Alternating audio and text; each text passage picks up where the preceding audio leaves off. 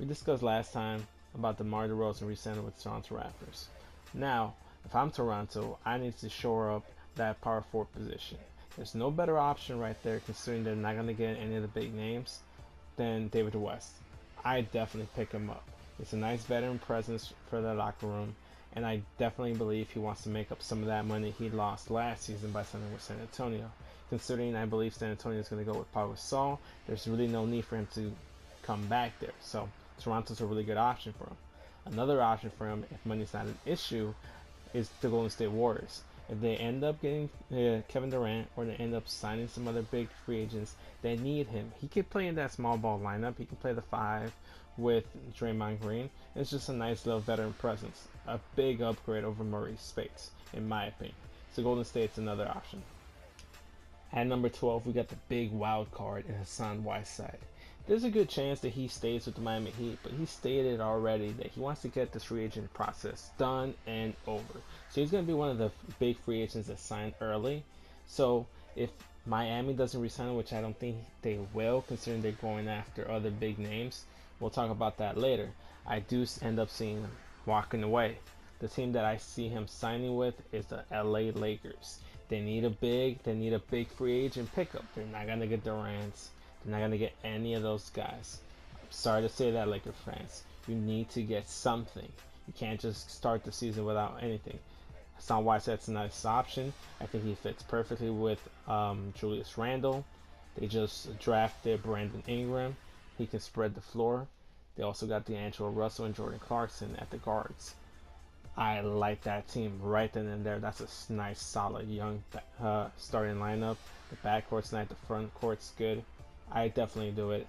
Go for it. It's a high risk, high reward type of situation. It is a big risk, but you never know. Hassan Whiteside could be one of those guys, one of those bigs in Lakers history we remember down the line. Definitely take the chance on him. I see him going to LA. Lucky number 13, Harrison Barnes of the Golden State Warriors. There's a good chance he ends up staying with the Golden State Warriors, considering I don't really believe Kevin Durant goes to the Warriors. If you watch that whole little playoff series, they were so close to being the Warriors. They were one game away. I honestly do believe that he ends up re-signing because the Warriors need to match that contract. They're not going to get anything better in free agency unless they target a Nick Batum or something like that, but I don't believe Nick Batum's going there. I think he's going somewhere else, but that's later down the line. I see him re-signing with the Golden State Warriors. They miss on Kevin Durant. Basically bring back their team with the exception of one or two guys. Golden State Warriors is where he goes. The big wild card here, though, is my Chicago Bulls. If Golden State takes too long to match to his contract, or they decide not to bring him back for whatever reason, Chicago might end up snagging him up. For better or worse, Chicago might take the chance on the guy, and who knows how he'll perform. But we'll find out. Ryan Anderson is the type of player right now in free agency that he just needs to go to a team that fits his style. He needs to go to a team that needs to stretch for. No better team that needs that than the Houston Rockets. It's clear that they wanted to do that the last couple seasons with Donuts Montehunis and Terrence Jones, but those guys aren't the snipers that Ryan Anderson is.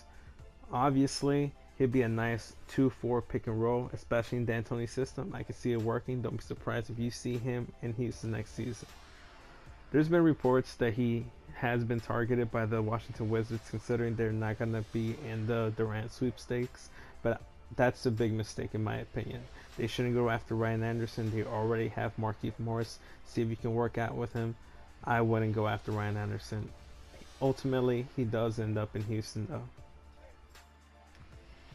So here we have Al Jefferson. He was a nice little solid piece to the Charlotte Hornets playoff run last season, but we'll see if he does end up staying. I don't see why he would be going anywhere. I think Charlotte's okay with him. Al Jefferson's okay with the city. It's almost like we can't find anyone better, so we might as well stick together type of situation. So don't be surprised to see Al Jefferson back in Charlotte next season playing alongside Kemba Walker.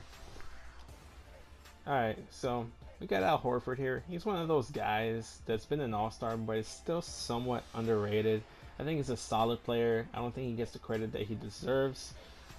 He could stay with Atlanta. I could see it happening. I mean, he doesn't have anything against Atlanta. They did make the financial moves to create the flexibility to re-sign him in the offseason. But if I'm Atlanta, I'm Al Horford, I'd break that up. It hasn't worked up until this point. If Al Horford really wants to contend for a championship, it's not going to be in Atlanta. He needs to leave the Hawks and join the contender. The contender that I can see him joining, though, is the Miami Heat. It makes perfect sense, especially if Chris Bosh is healthy. With the blood clot situation, I bring him back. He's a nice little fit next to Bosh, next to Wade. Seems kind of like a Miami Heat type of guy, doesn't it? I definitely go there if I'm Al Horford. It makes sense, and I wouldn't be surprised if you see him in South Beach next season. And if that happens, the Miami Heat are going to be serious contenders to try to even scare the Cleveland Cavaliers and head into the NBA Finals. Unfortunately for Miami Heat fans, I think he does end up in Houston. They are going to get Ryan Anderson like I predicted. If they get Al Horford, kind of makes sense in the D'Antoni system. They're two kind of guys that I feel like will thrive in that system. You got James Harden, you bring back a reason, you got Patrick Beverley, you got a nice, solid, like, pretty good contending playoff team. I don't know how far they'll get there, but I see Al Horford going to Houston.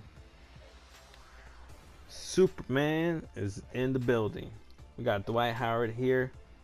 I think the best fit for him, the one that makes the most sense, stay in Texas. But let's go to Dallas. Let's join Mark Cuban's team.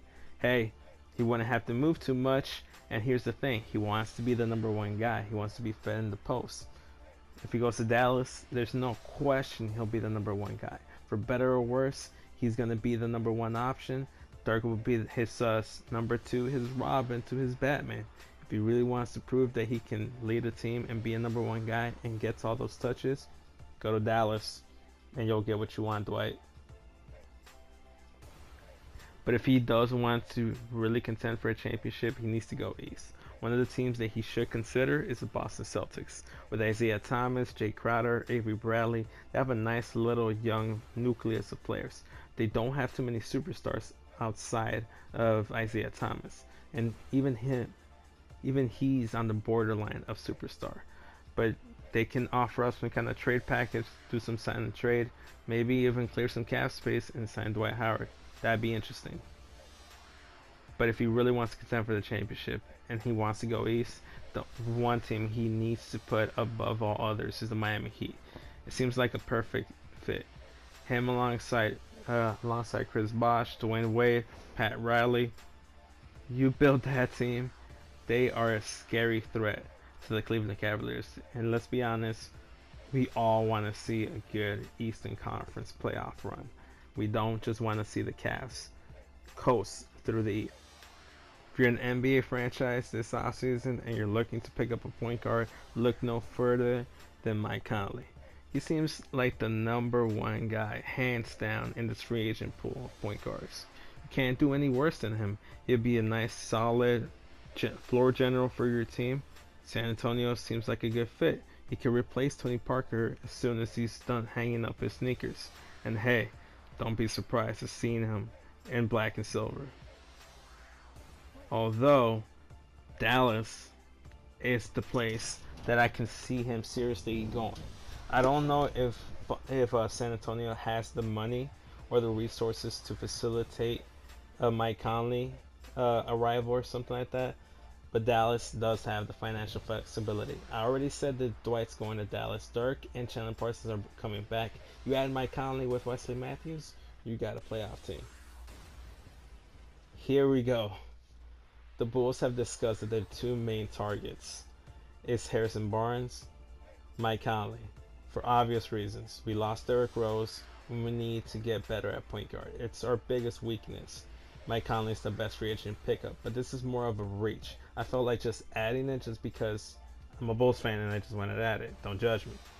He's not going to go to Chicago, but I thought I'd talk about it. Here he is, the man of the hour. Kevin Durant is the big fish in free agency.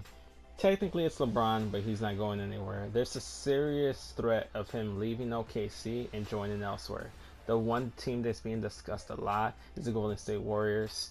I don't see him going there. He was one game away from being that team. Why would you join it? San Antonio makes no sense. Unless he wants to play shooting guard or power forward, it's not going to make sense in San Antonio.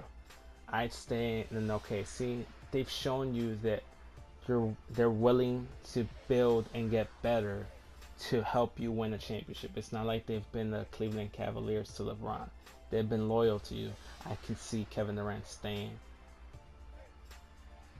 The one team, though, that I do see, it's a dark horse, but it's a reality. It's something that could actually happen. Kevin Durant to the Miami Heat. Can't you see it? Pat Riley, the godfather of basketball, can sweet talk Kevin Durant into coming to South Beach. It makes perfect sense. That's the only team that I really consider outside of Golden State. But Miami, that's my prediction. Evan Turner, here we got a guy that blossomed under Brad Stevens in Boston. I can see him cashing in and Boston losing him. The one team that I see needing some kind of help is the New Orleans Pelicans. They need to get somebody to pair up with Anthony Davis, and Evan Turner is a good option. Another team that could target him is the Washington Wizards. I don't think that's realistic, but why not, right? They need a small forward. They need something, right? They need to prove to John Wall that they're going to get better and contend for the playoffs. John Wall is eventually going to leave if nothing changes, so Evan Turner could be a good target. But I do believe he ends up in New Orleans, though. Last team to consider is him staying put in Boston. Let's be honest, Boston, for all we know, could strike out in free agency, a la Chicago Bulls. I'm a Bulls fan. I've been there. Boston. It sucks, but it's a reality. If I were them, I'd consider re-signing him no matter what. Worst case scenario, you got a trade chip for the future. And Danny Ainge loves trade chips.